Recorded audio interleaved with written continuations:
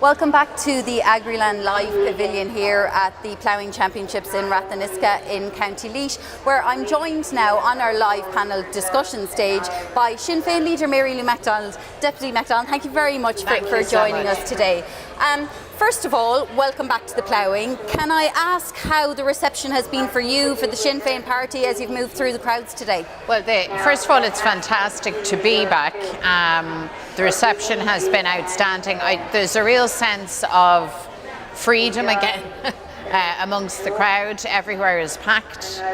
Certainly our own tent, which is 242, and you're all very welcome to stop by, has been really, really busy. But we've been out and about meeting people, talking to people, listening to people, which is the most important part, I think, of this whole exercise. So I think there is a blend of delight to be back, optimism for the future and for change, but also challenges for rural communities, for rural Ireland, and of course for farming and agriculture. But it is incredible to be here, particularly on a dry day. Absolutely. Isn't it? So I don't have the wellies on. I didn't have to put them on They this say the year. rain is coming, but yes. We'll hope it hasn't been what we predicted so far, so we hope it continues in this vein. Let's talk about rural Ireland there and agriculture specifically when you were mentioning the challenges that are being experienced at the moment. This isn't specific to rural Ireland, but it certainly is impacting farm families. Inflation, the energy crisis, the cost of electricity. Obviously, you know, dairy farms take a lot of electricity and energy to run. Input costs have gone up. Feed, fertiliser, fuel. Contractors have had to increase their prices to farmer clients, you know, to cut silage, to cut hay, to cut straw, because of the cost of diesel now has gone up. Green diesel could come in line, and the VAT may be, completely removed, and it could be the same as white diesel. So what support could you give to those farm families who are struggling? We're heading into the winter now in the middle of an energy crisis. I mean, what sort of optimism is there for those people? Yeah, and all of this is true, and it's also true to say that we're heading in now to the next budget. And I'm very conscious that families, workers, farmers all across the island have been struggling and will struggle through the autumn and into the winter in exactly the way that you've set out. So months back we had said to government, you need to intervene now. We believed that there had to be emergency measures at that point.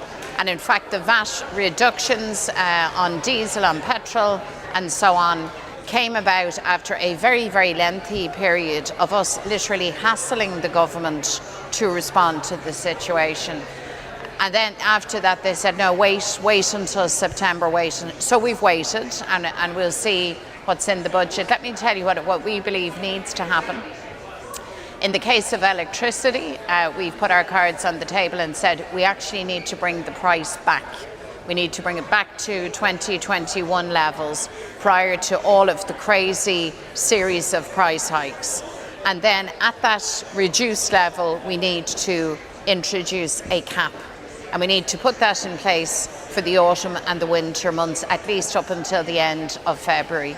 Because I think what farming families, rural communities, farming need is a sense of certainty that prices are brought back to some reasonable level, but also a reassurance that they're not going to face another hike and another hike at the peak of autumn and winter when things are cold and when demand is very high. The government would say to you there that they cannot give certainty because it's a global problem.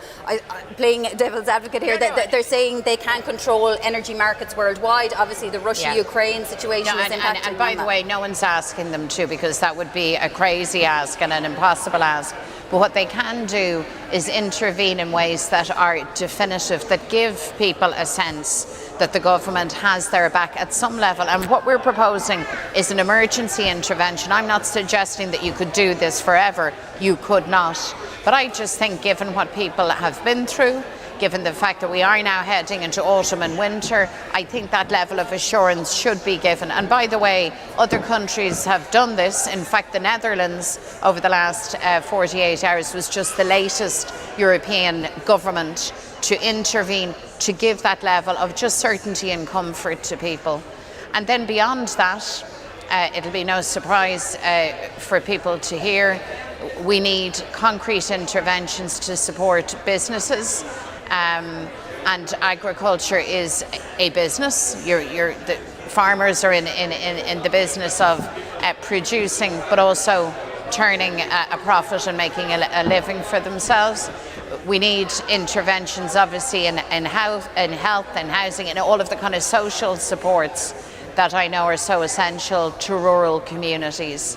So on Friday, Pearse Doherty will set out our full package. And then we will be pressing the government on budget day to really pull out all of the stops.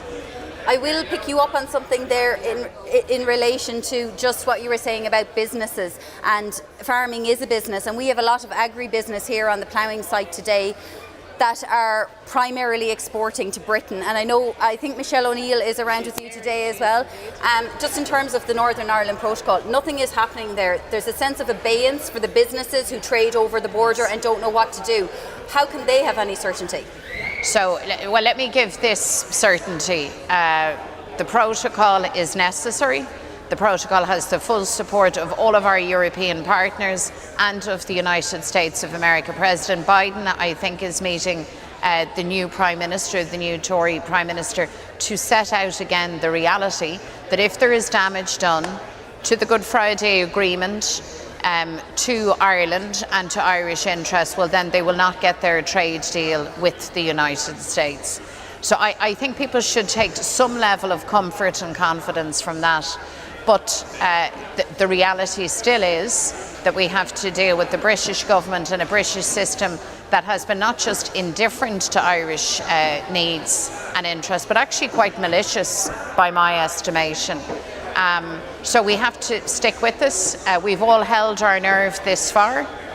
The European partners, ourselves, across the board, with the exception of the DUP and a section of political unionism, and transatlantically, and we need to keep that going. And Michelle O'Neill, as First Minister designate, all of our ministerial team who are still in position, and the entire Sinn Féin leadership, all of us work day and daily to make sure that the protections that we need for all island trade are kept intact. Mary Lou McDonald, we're just running out of time. Thank you very much for joining us on the Agriland stage at the Agriland Pavilion today. I know you're continuing your tour around the ploughing site today. So that's all from the live stage here at the Agriland Pavilion. We'll head back out to the ploughing site now to the Agriland team who are out and about getting the latest.